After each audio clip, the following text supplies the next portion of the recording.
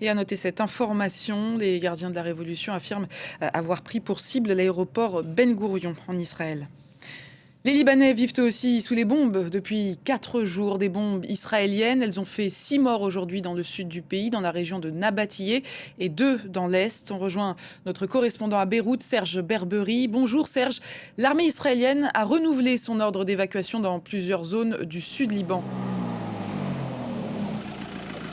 Absolument, vous savez, la tension reste très forte dans cette région, en particulier donc la zone frontalière et d'autres régions du sud du pays. L'armée israélienne a donc lancé donc ces nouveaux appels à évacuer. Elle demande aux habitants de quitter toutes les localités situées au sud du fleuve Litani. Le Litani traverse le sud du Liban et vous savez, toute la zone située au sud de ce fleuve se trouve au plus près de la frontière avec Israël.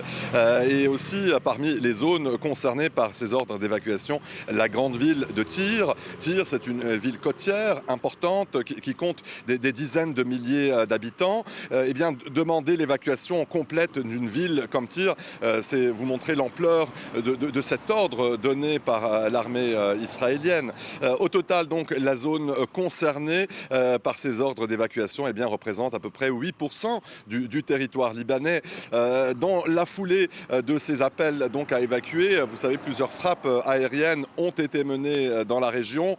Ces frappes ont visé des zones comme Tyr et Nabatillé. Selon des sources locales, plusieurs personnes ont été tuées dans ces bombardements. Et dans le même temps, la situation reste aussi très très tendue le long de la frontière, la ligne bleue. L'armée israélienne, de son côté, affirme mener des opérations ciblées dans cette zone, notamment les fermes de Sheba, qui est une zone contestée, une zone montagneuse, vous savez, qui se situe à l'est de la frontière. L'armée israélienne affirme aussi avoir éliminé une cellule du Hezbollah sans toutefois préciser le lieu exact de cette opération. Et en face, le Hezbollah, comme on l'a entendu dans le sujet que vous venez de diffuser, et le Hezbollah donc continue ses tirs vers Israël. Le mouvement chiite affirme avoir lancé des roquettes, des drones et des missiles en direction du nord d'Israël. Mais vous savez, à part cet événement marquant à la frontière, un autre événement encore plus marquant s'est produit cette fois au nord du Liban.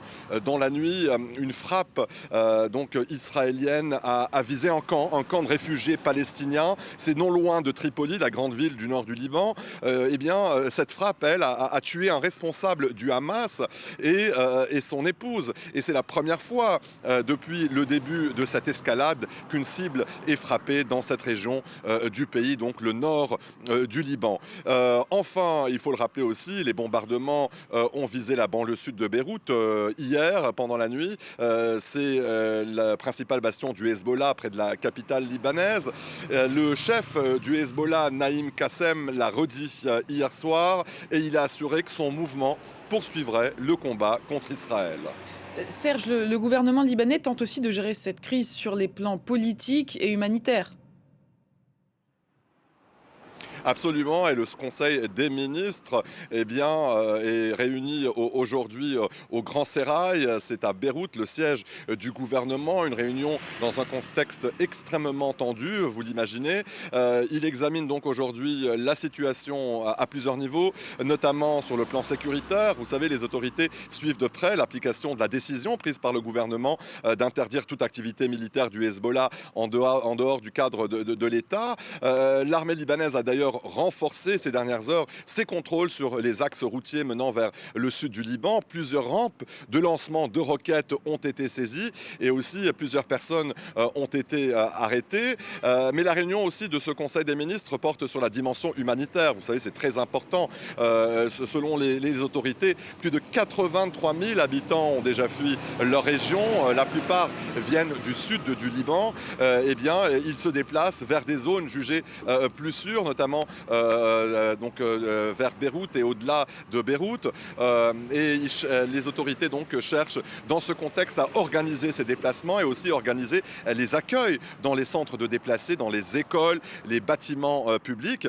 La question d'ailleurs de l'aide internationale est aussi très évoquée. Vous savez, le gouvernement libanais tente de coordonner l'aide internationale, l'aide des ONG dans un pays en crise depuis plusieurs années.